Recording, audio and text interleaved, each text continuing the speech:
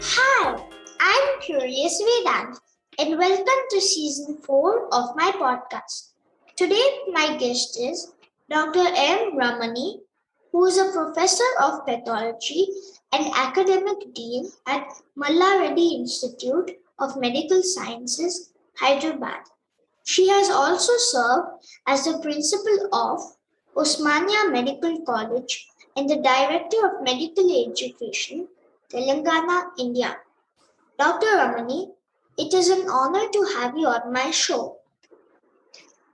That's nice, Vedant. It's really I'm very happy to be interacting with you. I always love interacting with young people.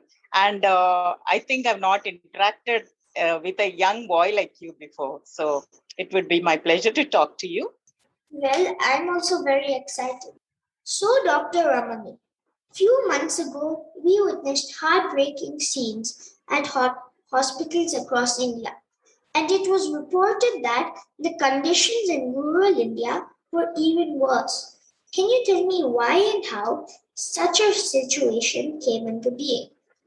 Yeah.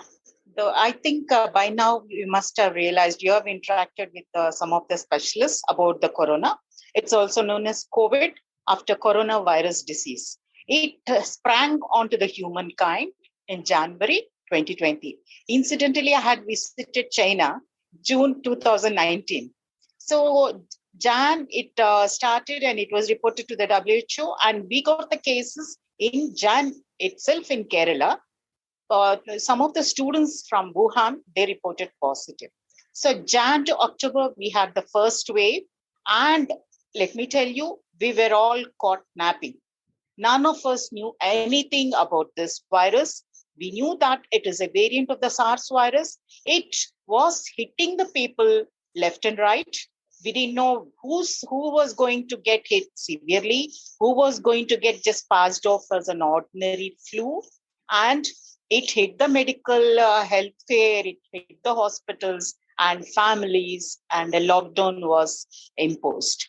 The lockdown, though it stopped the onslaught of the virus and spread of the virus, it hit the people in the way of migrant workers getting affected. They had to travel miles and miles. I think you must have heard and seen scenes of these migrant workers walking home, and they suffered a lot. So it went on till October, and slowly the cases started subsiding. Then we thought, yes, we have won over the coronavirus. And by then, we had not even started the vaccination also. We thought it was a sort of a karma siddhanta or whatever you want to say. We thought because of the vaccination which we take in our childhood, and because the population of India is a young population, we thought we developed immunity. And there we became careless. So what happened? We happily played Holi. We happily attended the marriages, and there was an IPL match conducted, and the elections of some states took place, and people were walking around merrily without following the SMS principle. I think you know the SMS principle, the mask, social distancing, and sanitizer. These three are supposed to be followed till this virus is removed or it becomes less virulent. So what happened again in March 21? By then, January, we had started vaccines, but these vaccines production and testing was a bit delayed. And we are a big population in India, as you know. So what happened from March, again, the second wave started. And by then, the healthcare facilities which we had constructed, we thought we have overcome the corona. So some of them were dismantled, and we had not prepared properly for the second wave. We thought we are immune to it. We thought we are not going to get affected by the second wave. But sadly, the second wave came, and this time the virus was very, very virulent, and it struck us so badly that mortality was very, very high. The new cases were in lakhs and the deaths were in thousands, and it slowly crept up to lakhs. So now the scientists started saying tsunami has hit us like the coronavirus has hit us like a tsunami, and we somehow survived the second wave. Yes, as you said, the rural population were badly hit because the rural population, as you know, I think you have an idea about how the healthcare exists in India: the primary, the secondary, and the tertiary. Primary Yes. healthcare is in the villages, the primary health center, community health center, and the secondary healthcare in the district hospitals. And the tertiary healthcare is in the cities, big cities, and where the medical colleges exist. So these poor rural people, they had to go to the secondary and the tertiary centers. So transport was an issue, food was an issue, and the ignorance because of lack of education made them hesitate to take the vaccines, which started from January. We started giving vaccines, both Covaxin and Covishield were plenty, but the villagers needed a lot of persuasion to take the vaccine. Even in the cities, people were scared to take the vaccine because they thought they would die. So only after the second wave came in and people realized that the vaccine is necessary for us to survive, vaccination came into force fully. But when people wanted to take it, I heard that India had very little. How? Yeah, the AstraZeneca, which was in good production, was sent to some of the countries which needed it. So we thought, because we are our karma siddhanta or our nature says share with people. So we shared with other countries, less the needy countries which were not producing, because I can say proudly, India is one of the foremost country which is producing the vaccines. So we shared it, but then we realized first we have to vaccinate our people. So we stopped sharing it, and then sent it to all the villages and mafsals and the districts. And now I think we are comfortably handling the vaccination process. And I also heard that there was lots of oxygen shortage. Oxygen shortage, you want to understand why it came? Yeah. Yeah. Why did oxygen shortage come? How? Yeah. So again, now let me proceed again from the primary, the secondary, and the tertiary care. The primary care is a primary health center wherein only a OP, outpatient, is being conducted. Okay. It doesn't have beds. Some of the primary health centers, which are big community health centers, have beds and they have oxygen.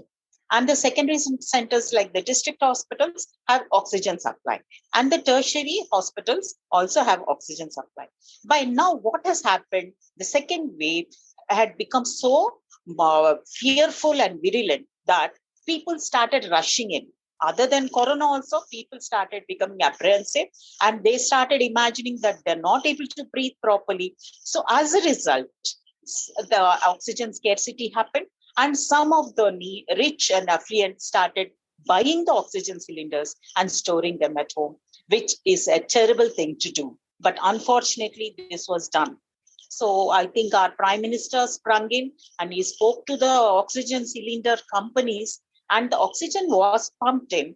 And later on, the ICU beds were increased, and we could handle the oxygen problem. Beyond COVID, what are some of the problems that exist within medical services in rural India? Yeah. In rural area, actually, in one way, Corona or COVID has come to us like a double-edged weapon. It has exposed the lacunae in our healthcare. It has shown us that there is a need to allocate more funds for healthcare.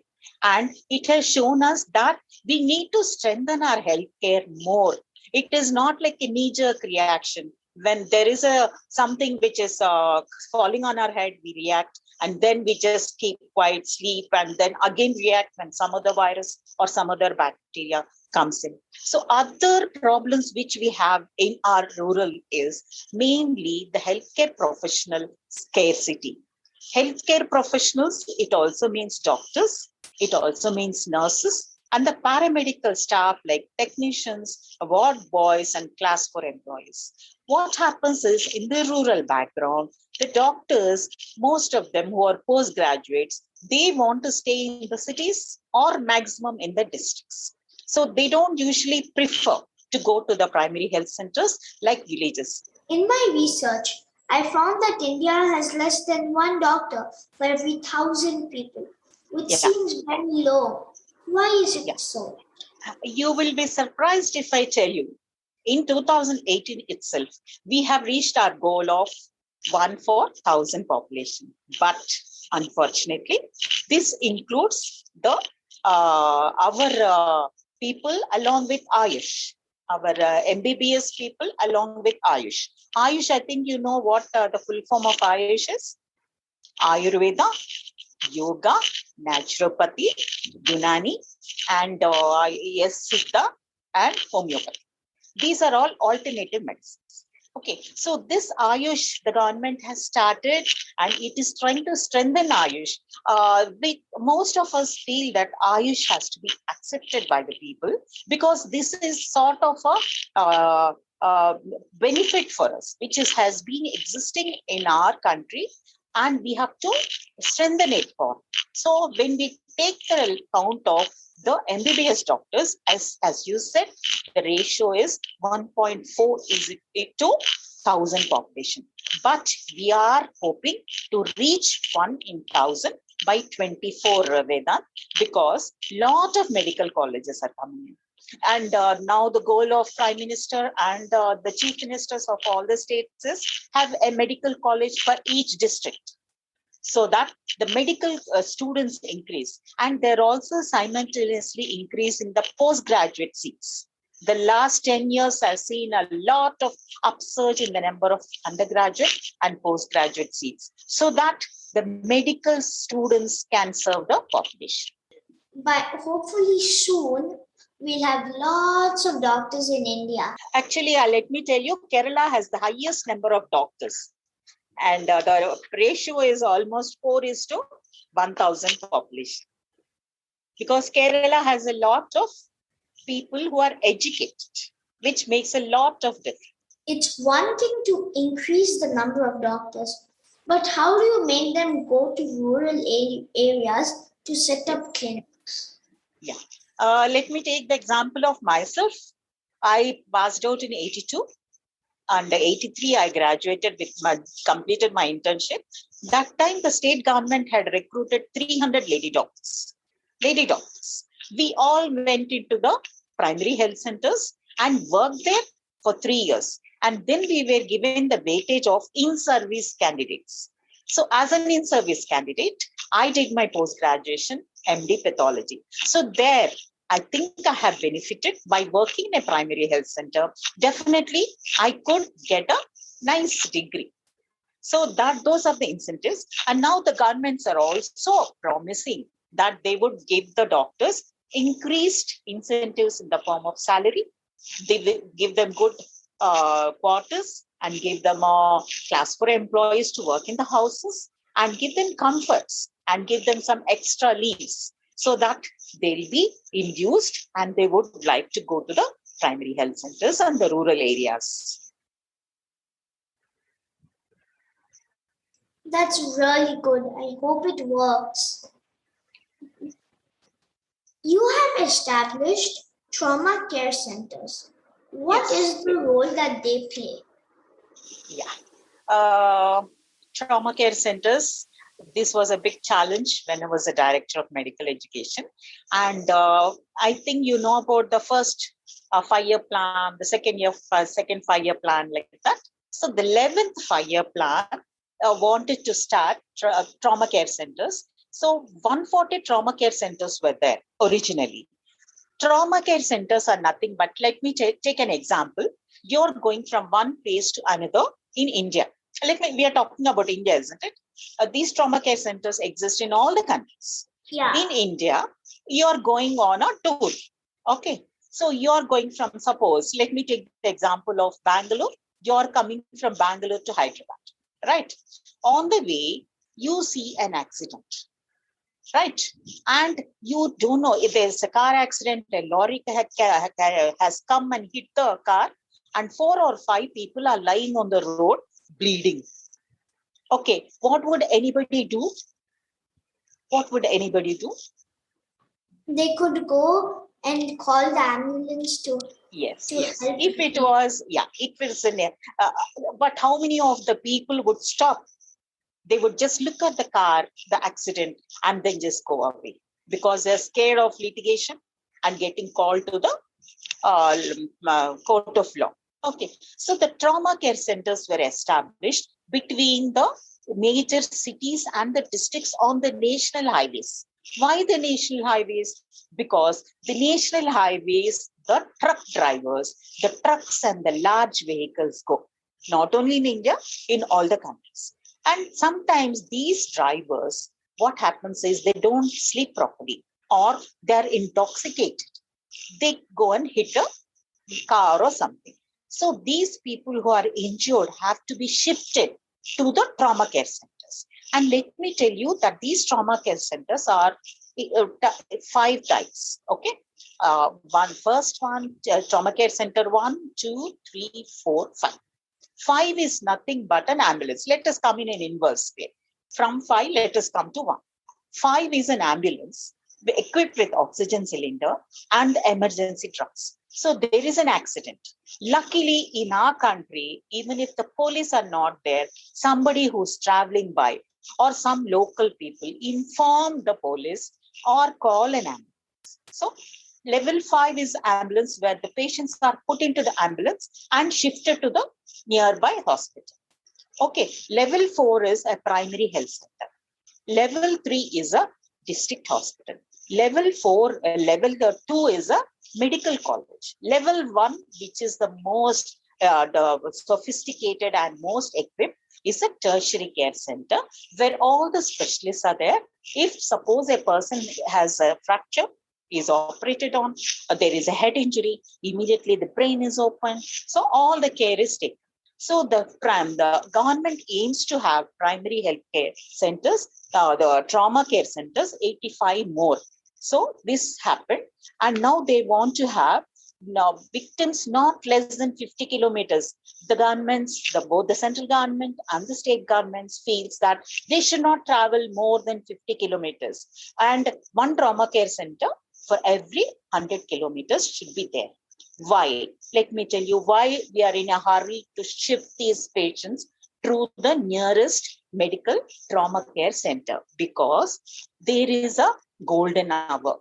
Golden hour is nothing but, suppose the victim is hit at 9 o'clock, let us think.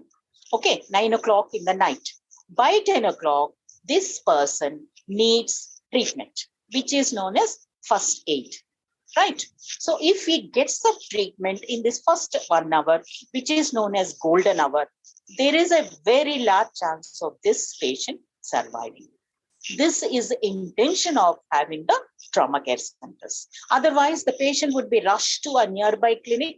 The doctor would be scared to treat or do first care and sent to the nearest city. Thereby then, this first golden hour is gone and the patient has no chance. I really hope more trauma care centers come on the highways so that more people can survive. Yes, yes. We also hope that, Vedant. Can you share any tips? Can you share any tips for my listeners on what they should do if they see anyone who has met with an accident? Let us take an example that maybe you are going in a car, right? You're going in a car, and let me tell you, most of the accidents happen in the early hours of the day, around 2:30, 3 or 4. That's because that is the time when the driver feels sleepy, both of the truck or the lorry or 2 cars or whatever. So there is an accident. And you have gone to a place and you have seen an accident just happening in front of you. And you stopped. Right. Let me tell you about a good Samaritan. Have you heard about the term Samaritan? Samaritan. A good Samaritan is a person who does good for everybody. Previously, suppose you saw an accident, you helped them out, took them to the hospital, you would be called to the court of law at least 10 times. And you would never, again, you would feel, I should never again stop. Why am I wasting my time like this? So in 2016, March, government has brought in the Good Samaritan law, wherein anybody can stop, help an accident case, and then proceed on his way. He doesn't need to come again or have any legal problems. So here you have seen a case. And what you have to do, let me tell you very simply, we have to follow the rule of ABC, right? A stands for airway. Airway is where most of the times the accident takes place and the victim chokes on his saliva or blood. So we have to see that the airway is cleared. So we have to just see that the tongue is not obstructing his airway. B is for breathing, right? You should see that the patient is breathing. And if it comes to that, just put a handkerchief on his mouth and try to get mouth-to-mouth breathing. Third, C is for circulation.